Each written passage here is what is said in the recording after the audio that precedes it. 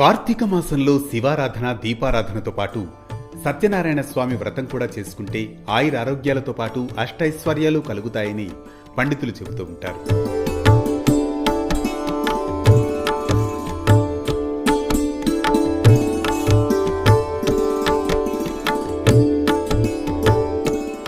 పూర్వకాలంలో ప్రజలంతా కష్టాలతో ఆరోగ్య సమస్యలతో బాధపడుతూ ఉన్నప్పుడు అన్ని లోకాలు తిరిగే నారదముని భూలోకంలో కూడా తిరిగినప్పుడు వారి కష్టాలను వీడడానికి ఒక పరిష్కారం కావాలని విష్ణుమూర్తి దగ్గరకు వెళ్లి వివరణ కోరాడట.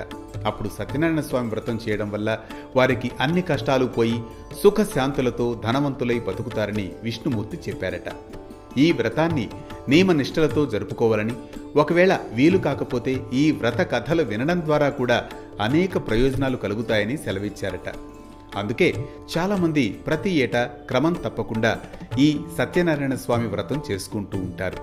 ఈ వ్రతాన్ని ఏ శుభదినాన్నైనా చేయవచ్చు, కానీ కార్తీక మాసంలో ముఖ్యంగా పౌర్ణమి లేదా ఏకాదశి రోజున ఆచరిస్తే ఫలితం ఎన్నో రెట్లు ఎక్కువగా ఉంటుందని నమ్ముతారు.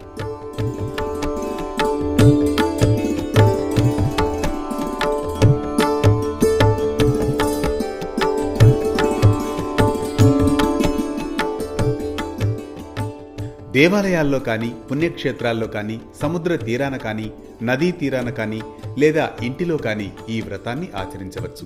కొన్ని దేవాలయాల్లో ఈ నెలలో ప్రతిరోజు సామూహిక సత్యనారాయణ స్వామి వ్రతాలు నిర్వహిస్తూ ఉంటారు. వ్రతం చేసుకునే ముందు పూజా స్థలాన్ని గోమయంతో శుద్ధి చేయాలి.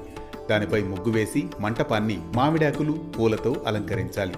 కలశం, నవగ్రహాలను ప్రతిష్ఠించి పూజ జరపాలి. ఆ తర్వాత ఈ వ్రత కథలు వినాలి. పూజ పూర్తయ్యాక తీర్థ ప్రసాదాలు తీసుకోవడం కూడా చాలా ముఖ్యం. ఈ వ్రతాన్ని ఆచరించడం ద్వారా కష్ట నష్టాలు తొలగిపోతాయి. ధనధాన్యాలకు లోటుండదు.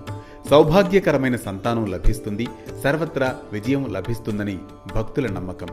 మరో భక్తి రాగం, ధర్మ దీపంతో మళ్లీ కలుద్దాం రేపటి పరమార్థంలో.